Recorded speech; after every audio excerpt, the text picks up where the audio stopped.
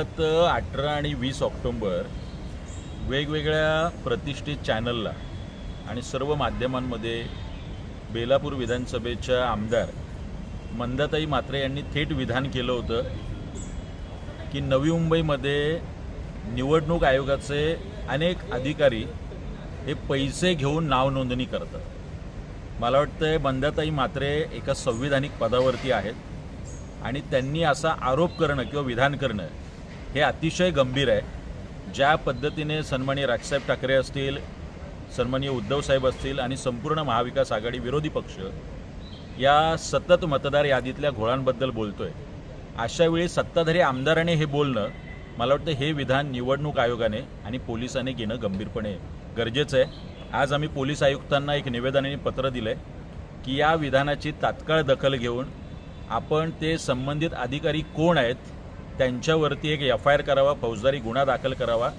त्यांची चौकशी करून त्यांना तात्काळ अटक करावी, अशी मागणी आज आम्ही नवी मुंबईचे पोलीस आयुक्त बारांबे साहेब यांच्याकडे मनसेच्या शिष्टमंडळाने केलेली आहे।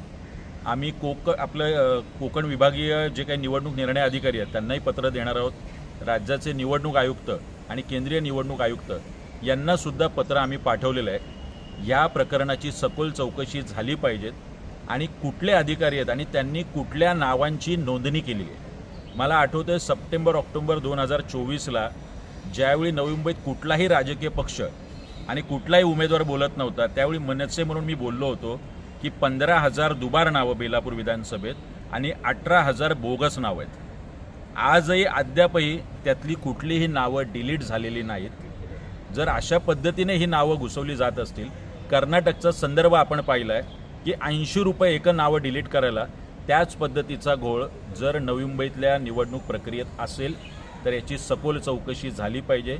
मंदाताई म्हात्रेंनी सुद्धा पोलिसांना त्या चौकशीत संपूर्ण सहकार्य केलं पाहिजे आणि ती नावं पोलिसांना दिली पाहिजे। 100% जो सर्वसामान्य कार्यकर्ता काम करतोय, जो आमच्यासारख्या पक्षात काम करतोय, निष्ठावंत आहेत, ज्याच्याकडे साधनांची कमतरता आहे, पण तो लोकांमध्ये पोहोचलेला आहे, अशावेळी जर बोगस नावं इथले दबंग नगरसेवक प्रत्येक मतदार यादी 100-200 नावं घुसवत असतील तर त्याचा थेट फायदा त्यांना आणि सर्वसामान्य कार्यकर्त्याचं मरण होणार आहे।